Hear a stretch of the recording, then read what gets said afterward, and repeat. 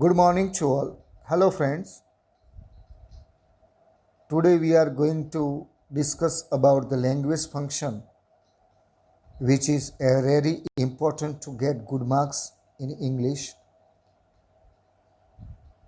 Language function, it's like a mathematics. If you know the keywords of language function, you can get full marks. Now today I am going to discuss the language function of result. In the exams, they will be asked like that: showing result, expressing result, indicating result. આવા શબ્દોનો ઉપયોગ કરી અને પરીક્ષામાં પૂછાય છે. Language ફંક્શનની વાત આવે એટલે મગજમાં એક ચોક્કસ વાત યાદ રાખીએ કે લેંગ્વેજ ફંક્શનનું જે નામ હોય એ નામનો આધાર એ લેંગ્વેજ ફંક્શનમાં એ પ્રકારનું વાક્ય હશે.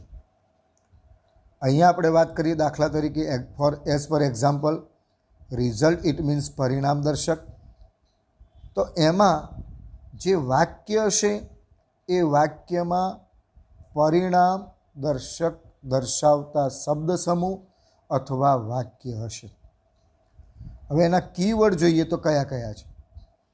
સો ધેટ, સચ ધેટ, TWO2 અને ઇનફ. આ એમ કરીને 4 શબ્દો. રિઝલ્ટ આવે એટલે આ 4 શબ્દો ઉપર આપણું ફોકસ હોવું જોઈએ.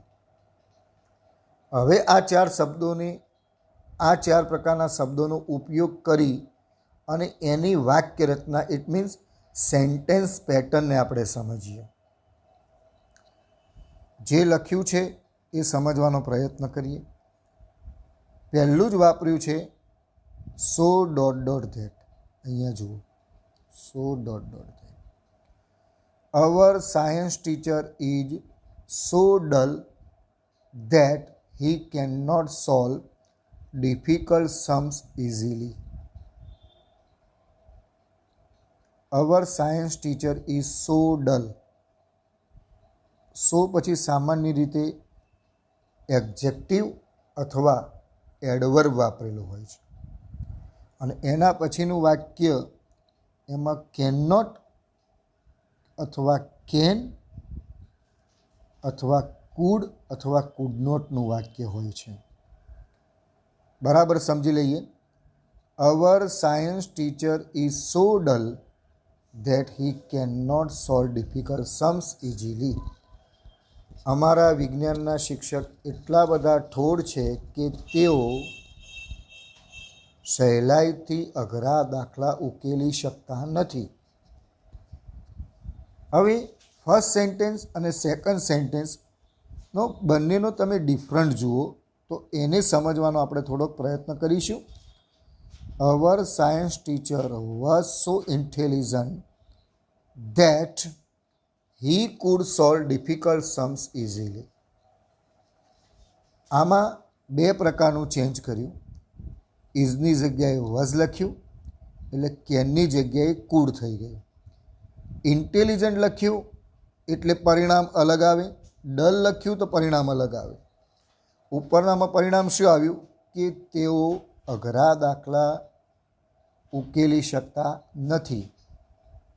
આમાં શું આવે? હોશિયાર હતા તો પરિણામ શું આવ્યું કે તેઓ અઘરા દાખલા ઉકેલી શકતા હતા. હતા કેમ બોલ્યો? તો ડ્યુ ટુ વોઝ, ભૂતકાળના કારણે.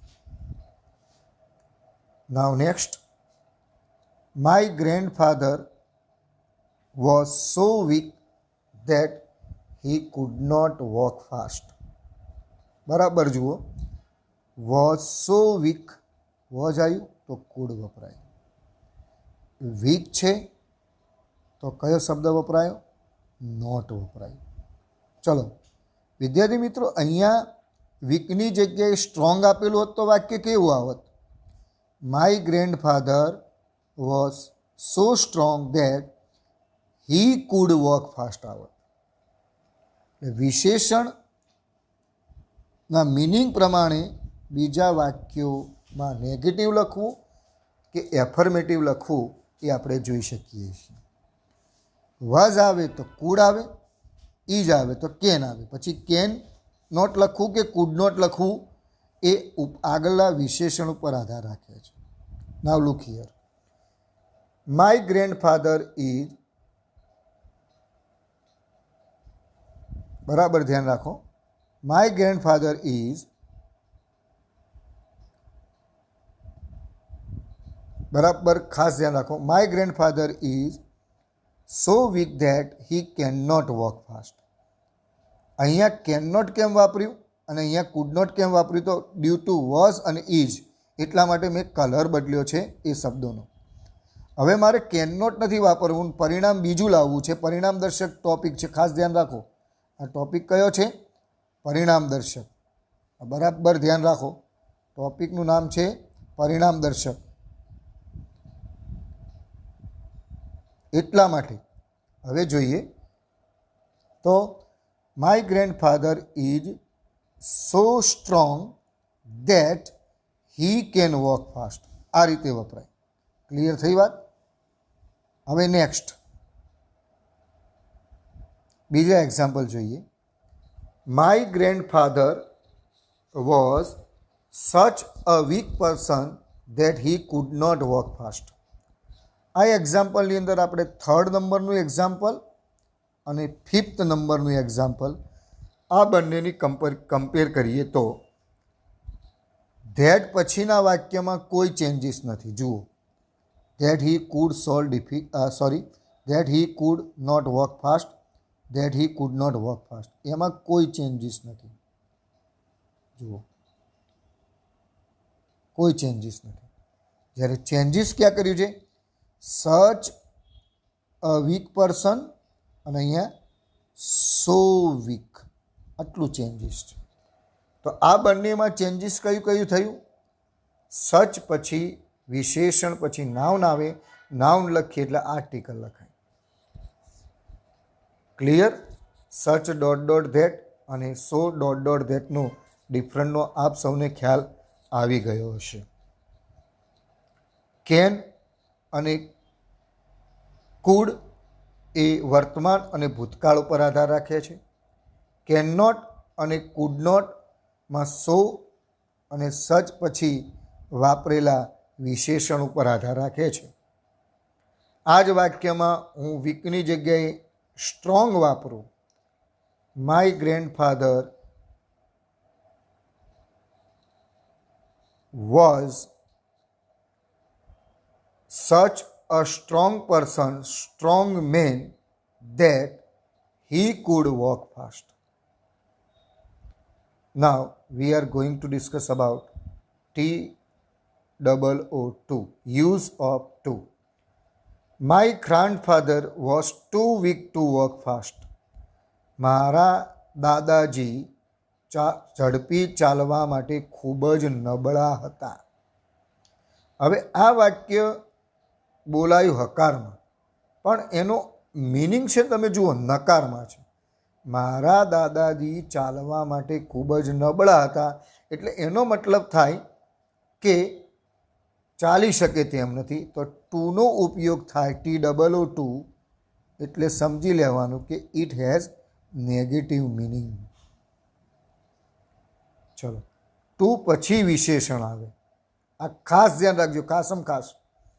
બીજી વસ્તુ કે ખાસ કરીને પરીક્ષામાં આવી એડિટિંગમાં મિસ્ટેકમાં પણ પૂછાય છે. હવે ત્યાં જ્યાં ટુ લખવાનું હોય ત્યાં ઇનફ આપેલું હોય અને ઇનફ લખવાનું ત્યાં ટુ આપેલું હોય. મિસ્ટેક શોધવાની હોય ત્યાં આ ખાસ ધ્યાન રાખજો. હવે નેક્સ્ટ એક્સરસાઇઝમાં જોઈએ, નેક્સ્ટ એક્ઝામ્પલમાં જોઈએ. Our class teacher is clever enough to solve the problems. બરાબર ધ્યાન રાખો.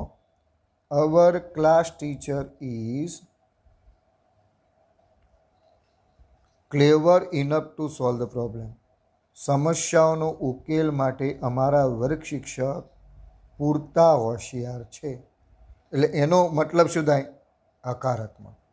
આ બંને વાક્યોને સો ડોટ ડોટ ધેટથી પણ વાપરી શકાય, સચ ડોટ ડોટ ધેટનો પણ ઉપયોગ કરી શકાય, પણ સેન્ટેન્સ પેટર્ન બદલાય. ઇન શોર્ટ, આ ચારે ચાર વાક્યો આપણને આ ચારે ચાર શબ્દો આપણને લેંગ્વેજ ફંક્શન એ રિઝલ્ટ બતાવે છે. અને આ ચારે ચાર વાક્યો ઉપર અને ચારે ચાર શબ્દો ઉપરથી આપણને ખ્યાલ આવે છે they have different sentence pattern. જુદી જુદી વાક્ય રચનાઓ છે, પણ મતલબ ચારે ચારનો એક જ જેવો છે. હવે આપણે આગળ જઈએ તો આ એક્ઝામ્પલ જોઈએ. This news is so good that it can not be true. આ સમાચાર એટલા બધા સારા છે કે તે સત્ય હોઈ શકે નહીં. કેટલું સરસ! એટલા સમાચાર સાચા છે કે સત્ય હોઈ શકે નહીં. વિદ્યાર્થી મિત્રો, હાલ તમને કોરોના એટલે કે COVID-19ની મહામારી ચાલી રહી છે અને કહેવામાં આવે કે દરેક વિદ્યાર્થીઓને ઘરે જઈ અને સરકાર તરફથી ટેબ્લેટ આપવામાં આવશે. આવા ન્યૂઝ આવે તો તમને તરત જ ખબર પડે કે આ ન્યૂઝ સાચા હોઈ શકે નહીં. હવે આગળ જોઈએ. This sum is so difficult that Radha can solve it. ચલો, this sum is so difficult that Radha can solve it. આ વાક્યમાં તમને કંઈક મિસ્ટેક દેખાય છે? શું મિસ્ટેક છે? આમાં એમ જવાબ આવે, this sum is so easy that Radha can solve it, અથવા ધીસ સમ ઇઝ, આ ડિફિકલ્ટ આવ્યું તો કેન નોટ લખાય અને અહીંયા ઇઝી લખ્યું. મેં હાથે કરીને આ વાક્ય ખોટું લખ્યું હતું કે જેથી તમને ખબર પડી શકે the different between the correct and wrong sentence. This sum is so easy that Radha can solve it. અને આનું યાદ રાખવું હોય તો can not solve it. Now next. They were so late that they could not catch the train. તેઓ ખૂબ જ મોડા હતા કે તેઓ ટ્રેન પકડી શક્યા ન હતા. હવે આ જ વાક્યમાં હું લેટની જગ્યાએ અર્લી શબ્દ વાપરું તો સમજજો, મિનિંગ બદલાઈ જશે. They were so early that they could catch the train. હવે આ જ વાક્યમાં હું વરની જગ્યાએ આર વાપરું. They are so late that they cannot catch the train. Now you understand? ચલો આગળ જઈએ. The lady drove car so fast that gundas could not catch her. Drove ભૂતકાળ એટલે could not વાપર્યું. Drives તો કેન નોટ આવે. Fast એટલે ખૂબ ઝડપી. એનાથી પરિણામ શું આવ્યું કે ગુંડા લોકો તેને પકડી શક્યા નહીં. ઓકે, તો આ રીતે લેંગ્વેજ ફંક્શનને સમજીએ. હવે પરીક્ષામાં આપણે કેવી રીતે પૂછાય છે, તો પરીક્ષામાં એ લેંગ્વેજ ફંક્શનને આપણે પૂર્ણ કરવાનું છે. The question paper was not so lengthy. The question paper was not so lengthy. Question paper ખૂબ જ લાંબુ ન હતું, છે નહીં, હતું ન હતું. That we could finish in time. Question paper પ્રશ્નપત્ર ખૂબ જ લાંબુ ન હતું કે જેથી કે અમે સહેલાઈથી તેને પૂર્ણ કરી શક્યા. સમજો, બરાબર? આ ખ્યાલ સમજો. કુડ એકલું જ કેમ વાપર્યું? જો નોટ શબ્દ ન વાપર્યો હોત આ ક્વેશ્ચનમાં, જોઈએ બરાબર, તો મિનિંગ પાછો બદલાઈ જતો. The question paper was so lengthy that we could not finish in time. સમજો બરાબર? Now next. Books are so expensive, પુસ્તકો ખૂબ જ મોંઘી છે. That the poor students can not લખાય કે કુડ નોટ લખાય? Very good, can not. આરના કારણે can not buy these days. પુસ્તકો એટલી બધી મોંઘી છે કે ગરીબ વિદ્યાર્થીઓ હાલમાં ખરીદી શકતા નથી. એક્સપેન્સિવની જગ્યાએ ચીપ શબ્દ વાપર્યો હતો, સસ્તું. ચીપ એટલે સસ્તું. તો શું આવો જવાબ બદલાઈ જાય? Books are so cheap that the poor students can buy these days. તો તમને આ ટોપિકમાં બરાબર ખ્યાલ આવી ગયો હશે.